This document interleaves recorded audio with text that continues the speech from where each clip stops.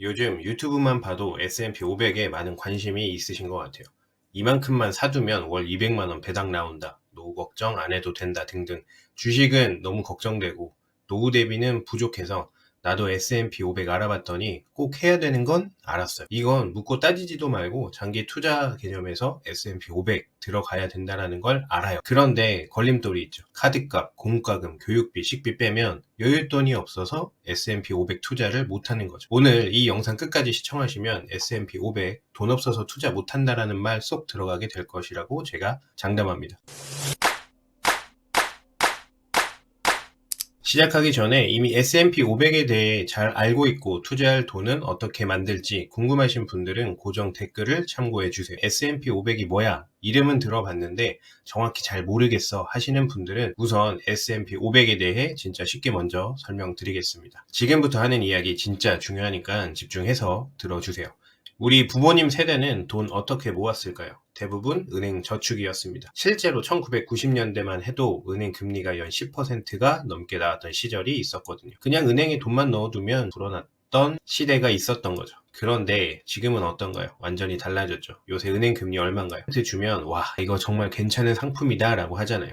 문제는 물가예요. 지난 20년간 우리나라는 매년 평균 2에서 3%씩 올라왔는데 금리보다 물가 상승률이 비슷하거나 더 높은 상황이 계속돼 왔던 거죠. 이게 무슨 의미냐면 은행에만 돈을 맡기면 은행에만 의존하면 내 돈의 가치는 점점 줄어든다는 거죠. 즉 은행에 맡기면 안 된다는 거예요. 충격적인 통계 하나 더 말씀드릴게요. 대한민국 노인 빈곤율은 OECD 회원국 중에서 몇 위일까요? 1위입니다. 66세 이상 기준으로 약 40%가 상대적 빈곤 상태인 거죠. 쉽게 말하면 우리나라 노인 10명 중 4명은 가난하게 살고 있다는 거예요. 나는 괜찮을 거야. 난 아니라고 생각이 드시나요? 나는 퇴직금도 있고 연금도 있고 자녀도 있고 나름대로 개인연금도 잘 대비를 해놨어 라고 하시는 분들도 있겠죠. 하지만 상품 가입만 해놓고 나는 괜찮을 거야 본인들만 모르는 분들이 많거든요.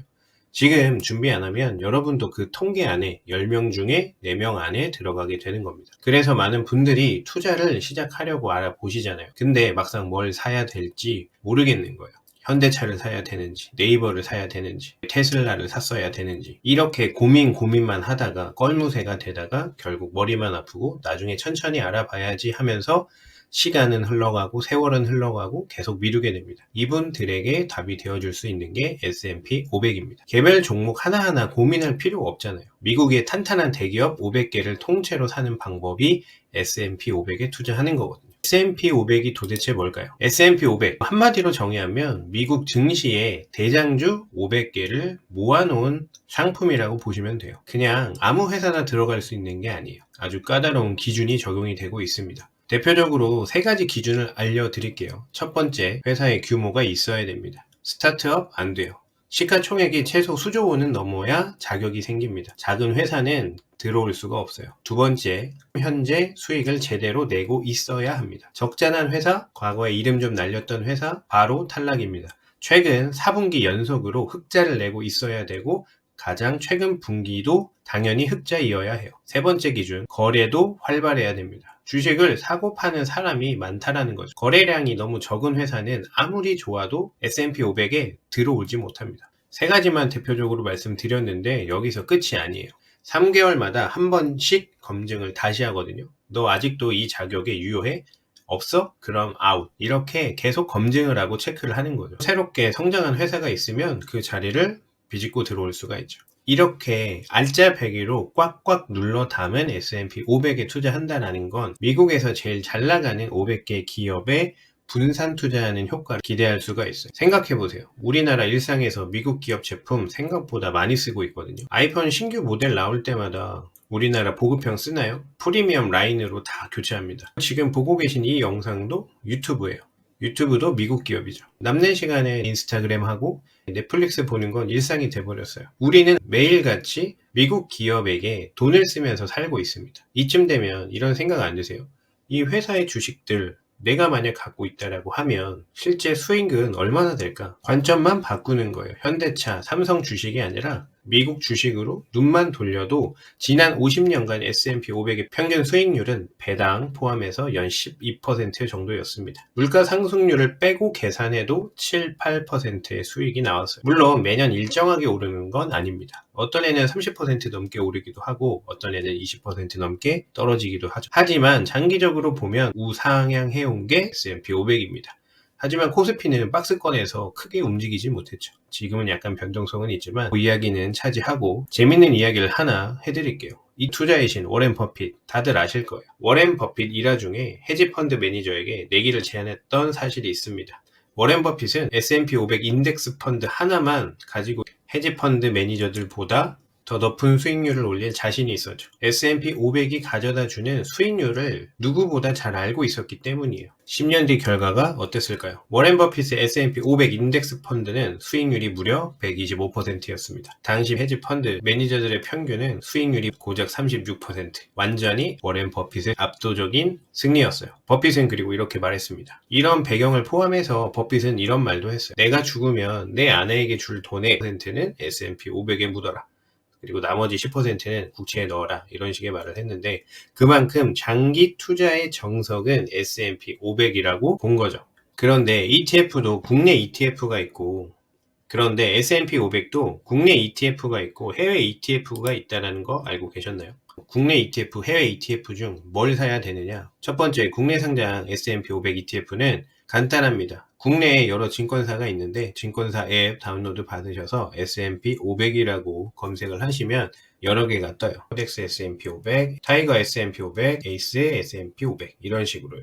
생소한 용어 때문에 어렵게 느껴지실 수 있는데 편의점에 비유하면 CU, GS25C, 세븐일레븐 브랜드는 다르지만 다 편의점이잖아요. 업체가 다를 뿐. 마찬가지로 삼성자산운용이 만든 게 코덱스, 미래에셋이 만든 게 타이거, 한국투자신탁운용이 만든 게 에이스 S&P 500인 거예요. 회사만 다르지 다 뒤에 회사만 다를 뿐 뒤에 붙는 S&P 500은 다 똑같잖아요. 모두 다 같은 지수를 따라가는 상품이라는 뜻입니다. 이 중에서 고민이 많고 생각이 많으신 분들은 뭘 골라야 되느냐 고민을 하실 수밖에 없는데 세 가지만 체크하시면 됩니다.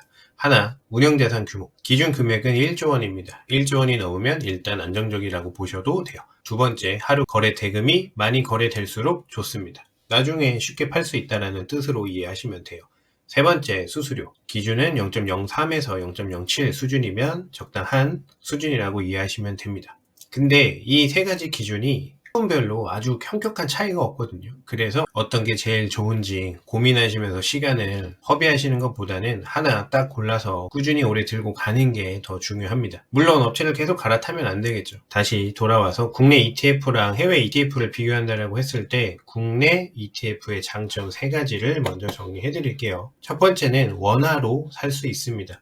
바꿔 말하면 해외 ETF는 달러로 한번 바꿔야 돼요. 수수료나 이런 부분이 추가적으로 발생이 되겠죠. 그리고 다시 원화로 환전할 때 또 수수료가 발생되는데 국내 ETF 이런 달러 환전 과정이 없다라고 이해해 주시면 돼요. 그리고 한 주의 가격이 저렴합니다. 이 3만 원대면 구매하실 수 있기 때문에 초보자가 접근하기에 좋죠. 그리고 가장 큰 이유인 세금 세제 혜택을 받을 수가 있어요. ISA나 연금저축 계좌에 담으면 세제 혜택을 누려볼 수가 있으니까 이 부분은 조금 더 세부적으로 알아보시면 됩니다. 그럼 해외의 S&P 500 ETF는 어떨까요? 미국에 직접 상장되어 있는 ETF를 원화가 아닌 달러로 산다는 차이점이 있어요. 장단이 있는데 달러로 사야 되니까 환율이 올라간다라고 보면 환차익도 생기고 배당도 달러로 받을 수 있다라는 장점이 있죠. 단점도 명확합니다. 달러로 바꿔서 사야 되니까 환전 수수료 나가고 ISA나 연금 저축 같은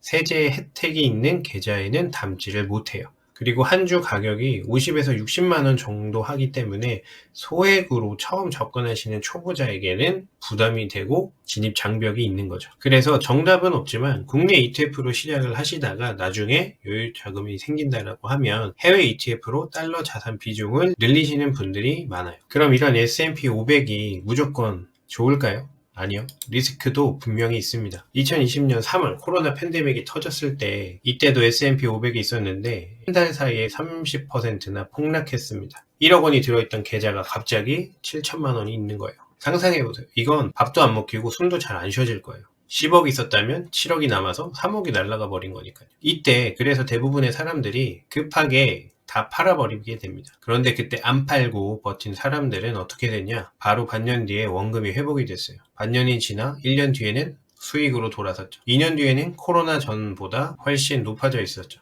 그래서 계속 강조하는 게 이거예요. S&P 500은 감정적으로 투자하는 게 아니라 그냥 안 봐야 돼요. 묵혀두셔야 되고 장기적인 관점에서 투자입니다. 이걸 맨날 들여다보면서 떨어졌다 올랐다 국내 주식처럼 보시면 안 돼요. 자동이체로 매달 꾸준히 사주는 구조를 만들어주는 방법이 있는 거죠. 그러면 한 달에 얼마씩 투자해야 될까요? 가장 많이 물어보시는 내용인데 한 달에 얼마씩 넣는 게 정답이다. 이런 건 사실 없죠. 사람마다 다 다르고 상황이 다 다르니까요. 확실하게 말씀드릴 수 있는 건 누가 얼마를 산다라거나 그게 아니라 바로 구조를 만드는 거예요. 월급이 들어오면 카드값, 관리비, 통신비, 보험료 이런 거 다 나가고 남은 돈으로 투자하려고 하면 평생 못합니다. 우선순위가 바뀌어야 돼. 월급 들어오는 날 제일 먼저 5만 원이든 10만 원이든 S&P 500으로 자동이체 되게 세팅해 놓으세요. 그 다음에 남은 돈으로 한 달을 사는 거죠. 이렇게 구조만 바꿔도 투자할 돈이 없어요 라는 말은 사라질 거예요. 그런데 이렇게 말씀하시는 분들도 있어요. 저는 생활비를 아끼고 쥐어짜도 남는 금액이 없어요. 또는 월 5만원, 10만원 이렇게 투자해서 언제 노후 대비가 되냐, 여기에 돈을 투자하는 게 의미가 있느냐라고 하는데 맞아요. 저도 압니다. 그리고 요새 물가가 얼마나 오르고 있나요? 그럴 때 추가 수입 파이프라인을 고려해 보셔야 돼요. 저 같은 경우에는 월급쟁이였을 때 블로그를 시작을 했고 처음엔 블로그로 한 달에 300원 벌었습니다. 그런데 지금은 안정적으로 돈이 들어오는 파이프라인을 가지고 있고 그 돈이 자동으로 S&P 500으로 들어가면서 제 자산이 쌓이기 시작했거든요. 이미 여유 자금이 있다면 바로 S&P 500 시작하시면 됩니다. 다만 여유 자금이 부족하거나 S&P 500 투자금을 더 늘려서 빨리 노후 대비를 하고 싶고 보다 나은 삶을 살고 싶은 분들은 블로그로 추가 수익을 만들어 보시기 바랍니다. 그 방법이 궁금하신 분들은 고정 댓글을 확인해 주시기 바랍니다. 오늘도 영상 끝까지 시청해 주셔서 감사합니다.